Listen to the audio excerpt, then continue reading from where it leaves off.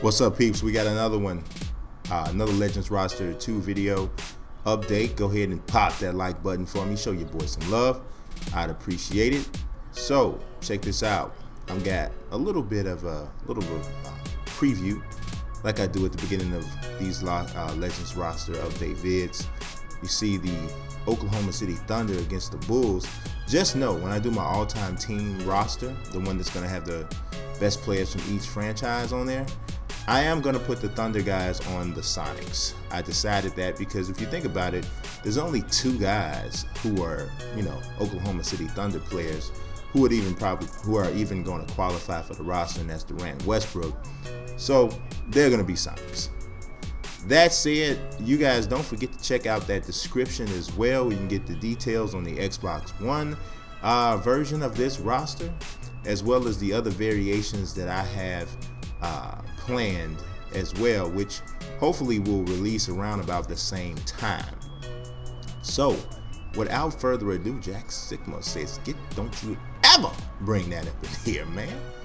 Check out the Legends this time around. We got three pretty decent ones, even though you may not have heard of them. Check it out.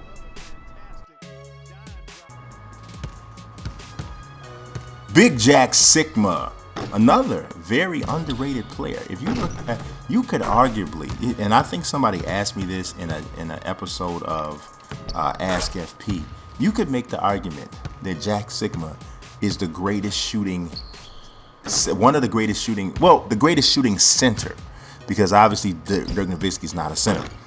But you can make the argument that Jack Sikma is the greatest shooting center of all time.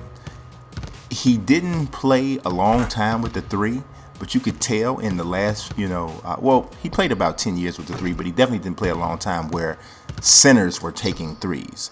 But in his last 3 years with Milwaukee, he started to shoot three a lot, or a good amount of times, and he was showing proficiency in it. He's also an 85% career free throw shooter, once led the league in free throw shooting at 92%. But all of that has nothing to do with the version I used of him, which is the 81-82 version when he was still a young man. He's 26 years old with the Seattle Supersonics. He averaged 19.6 points, 12.7 rebounds, 3.4 assists, 1.2 steals, 1.3 blocks. He shot 85% from the free throw line. He only made 15% of his threes that year, but I gave him a little bit of love on the three simply because I know with Milwaukee, if you see him knocking down 38, 34, 34% of his threes, you got to figure that in today's game, he would definitely be a center that could stretch the floor. In that same season, he shot 48% from the field. Jack Sikma was not a great athlete or anything like that, but he was a really big guy with a high basketball IQ, could pass the ball extremely well, and he could make you pay from mid-range and deep. Check him out.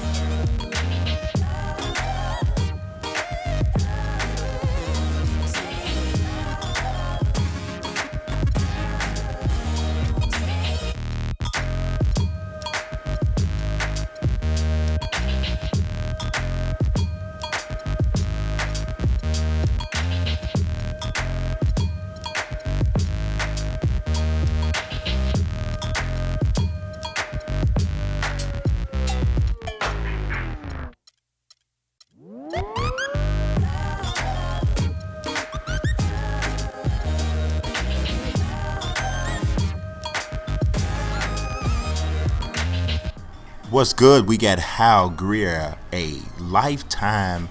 Well, he spent his entire career in the 76ers organization. Started off with the Syracuse Nationals, as a matter of fact, and he was quite simply one of the best scorers from the guard position in NBA history.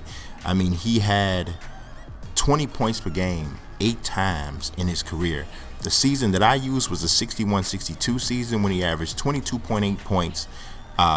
He only shot about 44% from the field, but he also averaged 7.4 rebounds per game. And this was at a time when field goal percentages were kind of down anyway.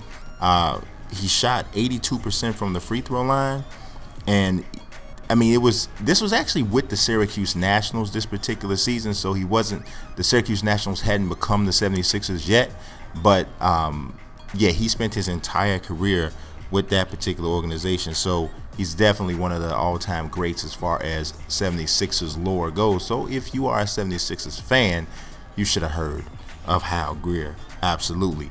Won his only championship in 1967, even though that's not the year I took, because I took the 61-62 season when he was 25, but he won his first championship and only one with Wilt Chamberlain.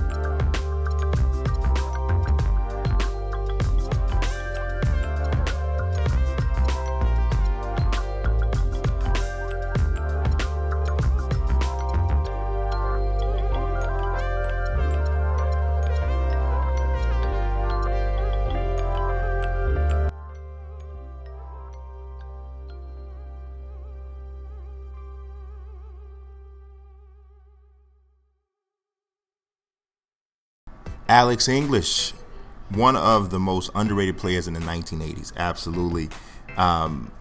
I used the 82-83 season, which I feel like was his best season. 28.4 points a game, 7.3 rebounds, over 4 assists per game. He shot just under 52% from the field, 83% from the free throw line, 1.4 steals and 1.5 blocks. He was considered primarily a offensive player, but if you listen to those blocks and those steal numbers, he wasn't completely falling asleep on that end of the floor. 9 times he averaged 20 points a game. 8 times he averaged 25 or more points per game. That is some serious bucket getting is what that is. But when you hear people talk about the best players of the 80s, very rarely will you ever hear someone make mention of Alex English. Now, quite a bit of that has to do with the fact that he played, the majority of his career in Denver, which has never been a real big hotbed for big-time superstars or anything like that. I mean, you got Carmelo's tenure there in that city for a while. But for the most part, that's not where you find big-time superstars. But I'm going to tell you, if Alex English had put up the numbers that he put up with the Nuggets, with a team like the Knicks or the Lakers, everybody would know who he is. Check him out.